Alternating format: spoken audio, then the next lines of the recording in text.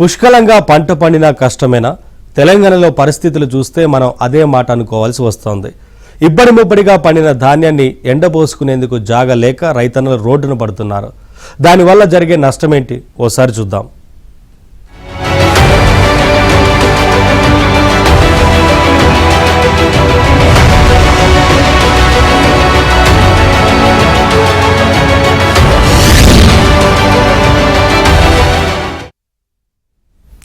సిద్దిపేట జిల్లాలో రహదారులు రాత్రి వేళల్లో యమపురికి దారుల్లో మారాయి. స్థలాలు లేక కల్లాలు సరిపోక రైతులు రహదారులపైనే ధాన్యం ఆరబెట్టుకోవాల్సి వస్తోంది. గ్రామాలు, మండల కేంద్రాలు, జిల్లా హైవేలు అనే తేడా లేకుండా అన్ని దారులపై వడ్లు ఆరబెడుతున్నారు. వరి కుప్పల కారణంగా రాత్రిపూట ప్రమాదాలు జరుగుతున్నాయి. రైతులు సైతం రాత్రి వేళల్లో చలికి వణుకుతూ అక్కడే జాగారం చేయాల్సి వస్తోంది.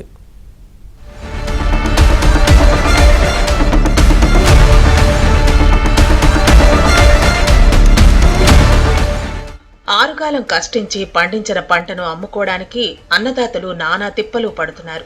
దీనివల్ల కొత్త సమస్యలు కూడా వస్తున్నాయి. ఈ వానాకాలంలో సిద్దిపేట జిల్లా రైతులు 3 లక్షల ఎకరాలకు పైగా వరి సాగు చేశారు. మొత్తం దిగుబడి 9 లక్షల మెట్రిక్ టన్నుల ధాన్యం వస్తుందని అధికారులు అంచనా వేస్తున్నారు.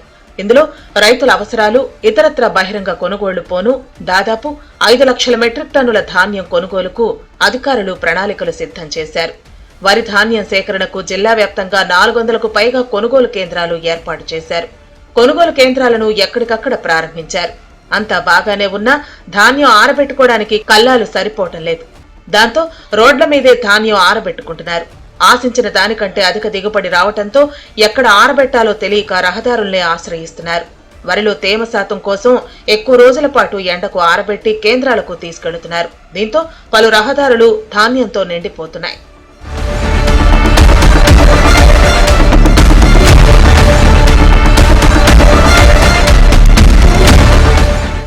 రైతుల చర్యల కారణంగా చాలా చోట్ల వాహనాల రాకపోకలకు తీవ్ర ఇబ్బందులు ఏర్పడుతున్నాయి.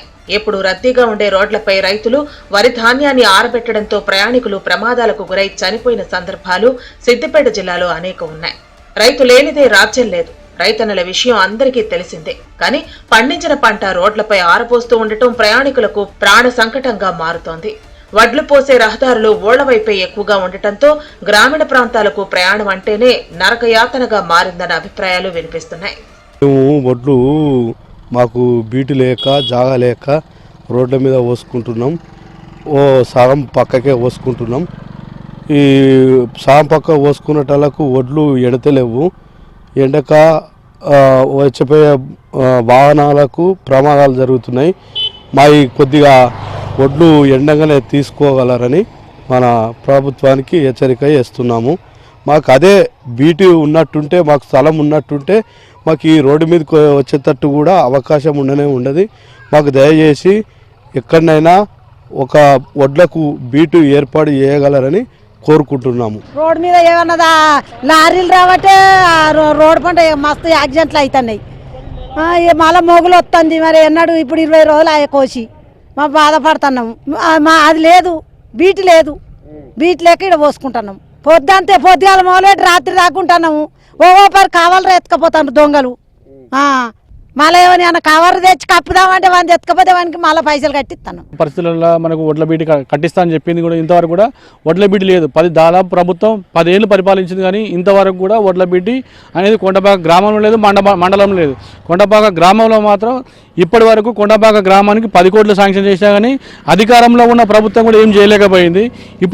ఇప్పుడు నిన్నయాల కాంగ్రెస్ ప్రభుత్వం అధికారంలో వస్తున్నా కానీ ఇప్పుడు వరి కోతలు స్టార్ట్ అయ్యి దాదాపు కొండపాక మండలంలో నెల రోజులు అవుతున్నా కానీ ఇంతవరకు కూడా వాళ్ళు బీడి స్టార్ట్ చేస్తా ఉన్నారు, కానీ ఇంతవరకు వాళ్ళు కొనుగోలు చేసింది అయితే లేదు.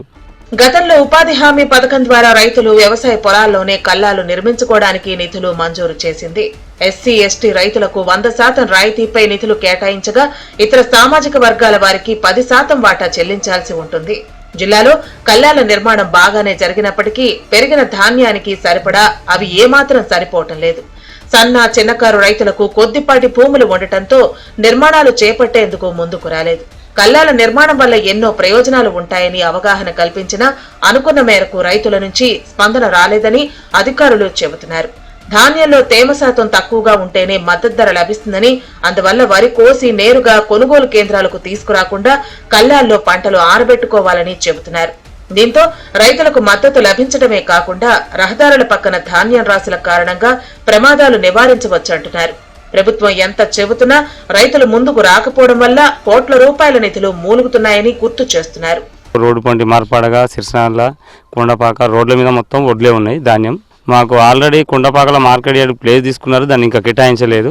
అది కేటాయించి తొందరగా కేటాయించి మాకు అక్కడ అది చేసి మాకు కొంచెం ధాన్యం ఆరబోసుకోవడానికి ఫెసిలిటీ చేస్తే బాగుంటుందని చెప్పి చూస్తున్నాం. రోడ్ల పంటి మా ఆల్రెడీ కొండపాక స్టే కాడ యాక్సిడెంట్ అయింది నిన్న 2 days బ్యాక్. లారీ వచ్చి బైక్ మీద వెళ్తుంటే ఆల్రెడీ బైక్ అయినాకు లారీ గుద్దింది. ఒడ్ల కుప్ప లారీ ఎక్కిచ్చేసి బైక్ అయినా గుద్దింది. బైక్ అయినా గుద్దితే ఆమె ఇప్పుడు సీరియస్లో ఉంది, హాస్పిటల్లో ఉంది సిద్దిపేటలో. బాగా చాలా సీరియస్లో ఉంది.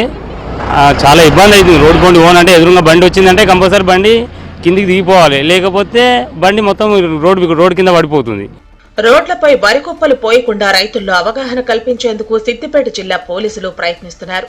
కుప్పలు పొయ్యొద్దు, బ్లాక్ టార్ప్లైన్ కప్పొద్దు అని రైతులకు సూచిస్తున్నారు. ధాన్యాన్ని రోడ్ల మీద ఆరబోయడం జరుగుతుంది.